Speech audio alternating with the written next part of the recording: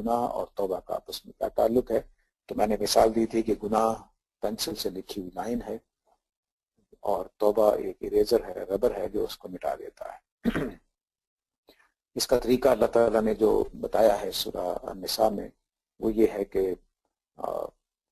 اگر کوئی آدمی جذبات میں یا جہالت میں، دو چیزیں ہیں جو شرط ہے، کنڈیشن ہے کہ جذبات میں یعنی غصہ اتنا آ گیا کہ غلطی کر بیٹھا، یا کوئی جذبہ طاری ہو گیا تو غلطی کر بیٹھا، یا اسے معلوم ہی نہیں تھا کہ وہ گناہ کر رہا ہے، اور جیسے ہی شعور میں اس کے آیا کہ میں گناہ کر رہا ہوں، خواہ جذبات ٹھنڈے ہونے سے یا کسی نے بتا دیا کہ یار یہ تو گناہ ہے، تو جیسے ہی مجھے پتہ چلا کہ یہ گناہ مجھ سے ہو گیا ہے یا جذبات ٹھنڈے پڑے اور میں ہوش میں آیا، تو فوراً اگر توبہ کر لیتا ہوں، سچی پکی توبہ، تو یہ توبہ لازماً قبول ہوگی۔ اور جو آدمی دیر کرتا ہے اور اتنی دیر کر دیتا ہے کہ موت کے فرشتوں کو دیکھ کر توبہ کرتا ہے، تو اللہ تعالیٰ کہتے ہیں میں لازماً رد کر دوں گا، ہرگز قبول نہیں کروں گا۔ تو دو چیزیں ایسی ہیں کہ جس میں اللہ نے وعدہ کر لیا ہے، گناہ کے فوراً بعد توبہ لازماً قبول ہوگی، لیکن کنڈیشن وہی ہے کہ گناہ جو ہے وہ جذبات میں یا جہالت میں کیا گیا ہو۔ فوراً کر لے گا تو لازماً قبول ہوگی،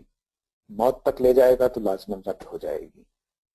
دو چیزوں کے بارے میں خاموشی اختیار کی ہے، وہ آدمی جو پلاننگ کے ساتھ گناہ کرتا ہے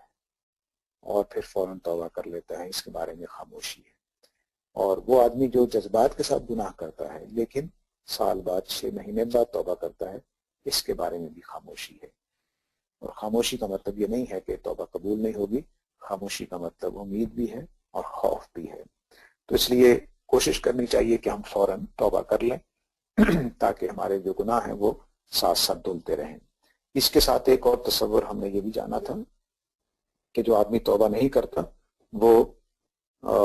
اس کی سلیٹ، نبی کریم نے انسان کی جو اندر کی روح ہے یا ضمیر ہے اس کو سلیٹ سے تشبیہ دی ہے، بالکل کلیم سلیٹ ہوتی ہے ہماری، جب ہم گناہ کرتے ہیں تو اس کے اوپر ایک دھبا لگ جاتا ہے، اور جب ہم توبہ کرتے ہیں تو وہ دھبا صاف ہو جاتا ہے۔ اگر ہم توبہ نہ کریں اور گناہ پر گناہ کرتے چلے جائیں تو ساری سلیٹ سیاہ ہو جاتی ہے۔ جب ساری سلیٹ سیاہ ہو جاتی ہے تو اس کو نبی کریم صلی اللہ علیہ وسلم نے ختم قلوب قرار دیا ہے کہ اس کے بعد پھر نیکی دل میں داخل نہیں ہوتی۔ تو توبہ جو ہے وہ سلیٹ کی سیاہی سے بھی بچاتی ہے، ہمیں ختم قلوب سے بھی بچاتی ہے، اس لیے توبہ کرتے رہنا چاہیے۔